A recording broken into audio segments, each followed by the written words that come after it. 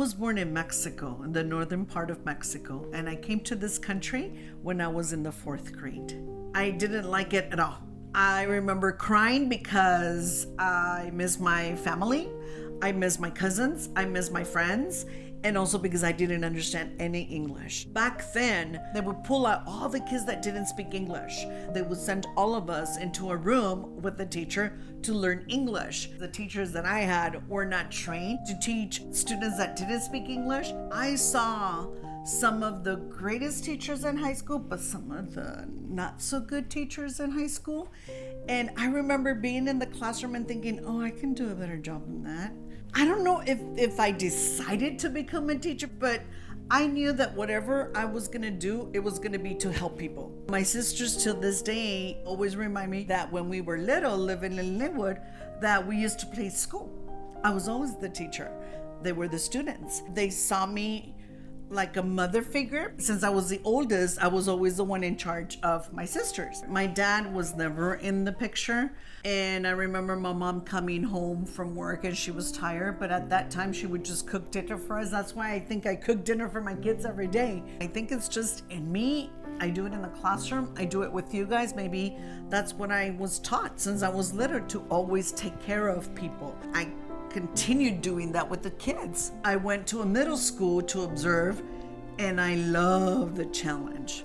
The kids, some of them not wanting to pay attention, some of them, raising their hand, and they were so eager to learn. So then I thought to myself, I think I can make a bigger difference. And I interviewed and I got the job at Carmenita Middle School.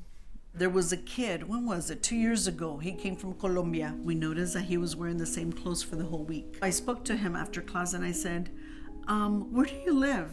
And he said, oh, around the corner from Carmenita. He goes, yeah, I live in the hotel. And I said, okay, all right. Can I have your mom's phone number? And he gave it to me. So I called mom. And so she started crying, telling me everything that they're going through. Luckily, my sons were the same size as him.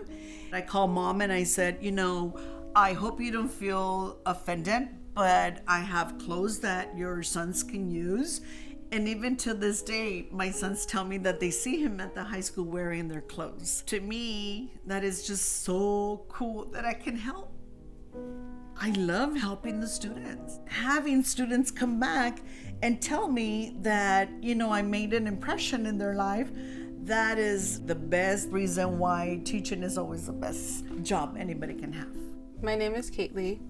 And the reason I ended up in the ELD program was because I was behind in English, specifically reading. I definitely believe that Ms. Aguilar-Cordero's guidance was a big part of who I am today. Taking that time with me personally, one-on-one, guide us, not just see me as another student in her classroom, but really want to build a relationship with me, I think was really impactful to me. And to this day, I still talk to her, can reach out to her, and there's still so much connection there because I know we can talk about school or we can talk about life advice. I kind of wanted to also pursue something similar in the sense of social work, so getting to help other individuals and knowing how important education is.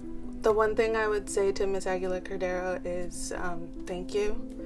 Thank you for not giving up on me. Thank you for being there when no one else was.